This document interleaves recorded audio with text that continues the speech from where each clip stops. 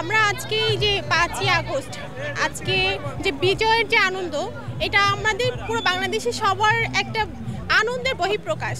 কেননা গত বছর যে জুলাই মাস 36 দিনের যে জুলাই মাসের ইতিহাস, এটা কিন্তু মানুষকে আবেগপ্রবণ করে তুলছে। গত বছরের ইতিহাসটা বাংলাদেশের ইতিহাসের পাতায় যেভাবে এটা স্মরণ হয়ে থাকবে, সেটা মানুষ কখনোই ভুলবে না। কারণ আমরা যে 16 বছরের যে মানে একটা সরকারের অধীনে থেকে বাংলাদেশের মানুষের যে কষ্ট, সেটা কিন্তু লাঘব হয়েছে গত আন্দোলনের মাধ্যমেই।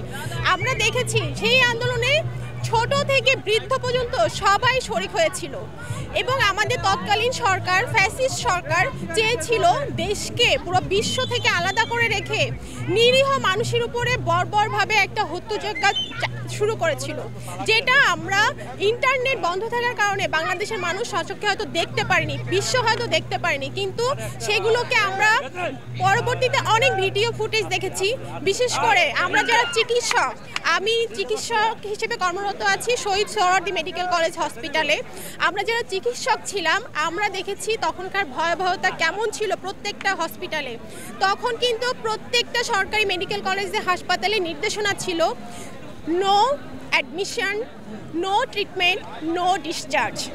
সরকারের পক্ষ থেকে এরকমই আমরা কিন্তু নির্দেশনা পেয়েছিলাম যে কোনোভাবে চিকিৎসা দেওয়া হবে না। আমরা যারা জুনিয়র চিকিৎসক আছি, আমাদের সাথে অনেক সিনিয়র চিকিৎসকরাও হাতে হাত রেখে কাজে সহযোগিতা করেছেন, কিন্তু আমরা কিন্তু সবার সহযোগিতা পাইনি। আমাদেরকে তখন কিন্তু কোনো ট্রান্সপোর্টের ব্যবস্থা করা হয়নি। কারফিউর মধ্যে আমরা অনেক কষ্ট করে তখন ডিউটি করেছি। চিকিৎসা দেওয়ার জন্য আমরা অনেকেই দেখা যায় যে আমরা ছোটোবেলা থেকে স্বপ্ন দেখি আমরা সেবা দিব, আমরা আহতদের পাশে দাঁড়াবো। সেই মন মানসিকতা থেকে আমরা কিন্তু ঘরে বসেছিলাম না। আমরা জুলাই আন্দোলনে কারফিউর মধ্যে অনেক কষ্ট করে চিকিৎসা দেওয়ার জন্য হসপিটালে গিয়েছি। আমাদেরকে অ্যাম্বুলেন্স ব্যবস্থা প্রোভাইড করা হয়নি, কিন্তু আমরা মনে প্রাণে যারা চিকিৎসক হিসেবে ছোটোবেলা থেকেই বেড়ে ওঠা যে আমরা সেবা দিব, সেই সেবা দেওয়ার জায়গা থেকে আমরা সার্জারিতে, আমাদের ক্যাজুয়ালিটিতে, বিভিন্ন ইমার্জেন্সি যে সেবাগুলো দেওয়ার আমাদের আপ্রাণ চেষ্টা ছিল। আমরা দেখেছি মুমূর্ষভাবে যে গুলিবিদ্ধ, যে আহত এবং নিহতের সংখ্যাও কিন্তু কম ছিল না। আমরা অনেক সময় কিন্তু এখন পর্যন্ত জানি না যে এক্স্যাক্টলি কত মানুষ নিহত হয়েছে, কারণ তখন কিন্তু হসপিটালগুলোতে ওইভাবে নির্দেশনা ছিল যে নিহত লাশের সংখ্যা যেন প্রকাশ করা না হয়, এবং অনেক লাশও হচ্ছে দেখা যাচ্ছে যে তারা সরিয়ে ফেলেছে। কিন্তু আমরা যারা চিকিৎসক হিসেবে চোখের সামনে দেখেছি রক্তাক্ত ইমার্জেন্সি, গুলি মাথায় লেগে দেখা যাচ্ছে যে ঘিলু বের হয়ে গেছে, মৃত অবস্থায় হাতে করে নিয়ে এসেছে, আমাদের কিছুই করার ছিল না, আমরা সেটা দেখেছি। গত 5ই আগস্ট আমরা যখন বিজয় মিছিলে ছিলাম, তখন আমাদের কাছে ফোন আসে যে তাড়াতাড়ি আপা চলে আসেন, অনেক অনেক হচ্ছে আহত আসছে, অনেক ডেড বডি আসছে, আপনারা চলে আসেন। আমরা হসপিটালে গেছি। আমাদের এই যে যেসব মানুষের যে ত্যাগ, ছাত্র জনতার যে আন্দোলন প্রথমে কোটা আন্দোলনের মাধ্যমে শুরু হয়ে সেটা পুরো বাংলাদেশের মানুষ একাকার হয়ে চেয়েছিল ফ্যাসিস্ট সরকারের পতন হোক, মানুষ যেন স্বাধীনভাবে তাদের দাবিগুলোকে তুলে ধরতে পারে, স্বাধীন বাক স্বাধীনতার জন্য ফিরে পায়।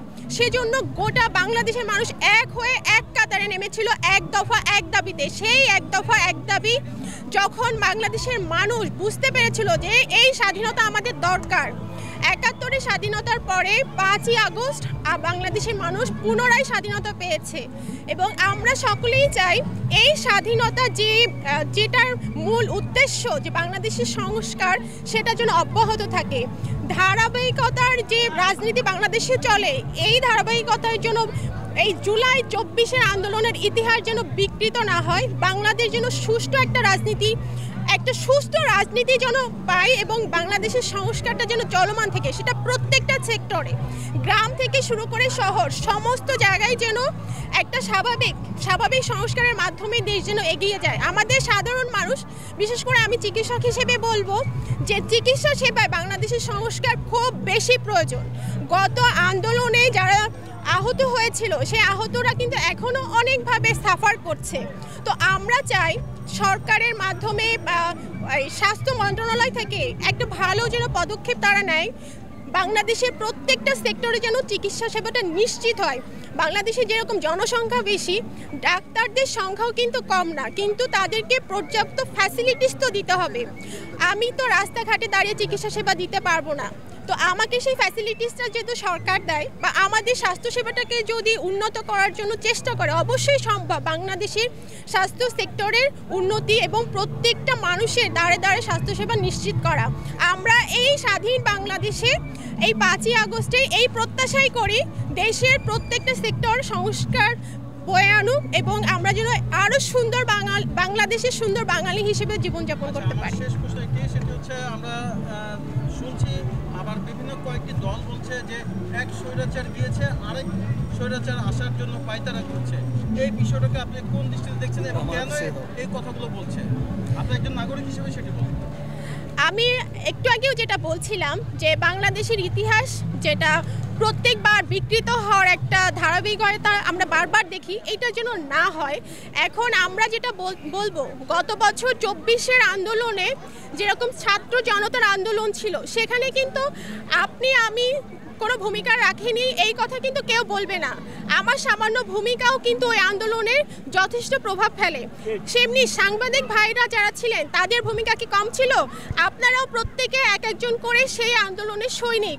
তো বাংলাদেশের প্রত্যেকটা মানুষই হচ্ছে 24-এর জুলাই আন্দোলনের সৈনিক। তো এখন যদি মনে করে কোনো ব্যক্তিগত দল যে এটা আমার ক্রেডিট, তাহলে হচ্ছে সেটা সব থেকে মিথ্যা একটা সংবাদ, মিথ্যা একটা প্রচারণা। এবং আমরা অবশ্যই চাই না যে জুলাই 24-এর যে ইতিহাস সেটা বিকৃত হোক, কারণ এটা প্রত্যেকটা মানুষের একটা হচ্ছে মানে নিজের জায়গা থেকে মানে আন্দোলনে এসে যে নিজের জায়গা থেকে আন্দোলনে তারা শরিক হয়েছে, সুতরাং এটা প্রত্যেকটা মানুষের এখানে অবদান আছে। আমি যদি ছোট্ট করে আরেকটি প্রশ্ন করি, সেটা হচ্ছে এই আপনার ডাক্তারি পড়ার বয়স থেকে শুরু করে টিনেজার বয়সে আপনি এখন পর্যন্ত ভোট দিতে পেরেছেন?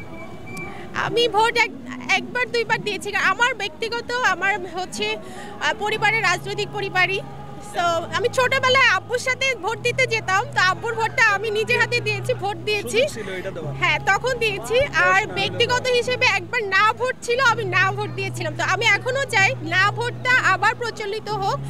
প্রত্যেক মানুষের ভোট দেওয়ার মৌলিক অধিকার আছে, কাউকে জোর করে ভোট দেওয়ানোর বা ভোট কিনে নেওয়ার কোনো রকমের সুযোগ বাংলাদেশে যেন আর না আসে, এটাই সবার কাম্য। সুষ্ঠু একটা নির্বাচন হোক এবং সুষ্ঠুভাবে নির্বাচিত সরকার আসুক, এবং সরকার আসার পরে তাদের যে অঙ্গীকার থাকে, আসার আগ মুহূর্তে যে অঙ্গীকার থাকে, আসার পরবর্তীতে যেন অঙ্গীকারগুলো পরিপূর্ণভাবে তারা পালন করে, এটাই থাকবে আমাদের প্রত্যাশা।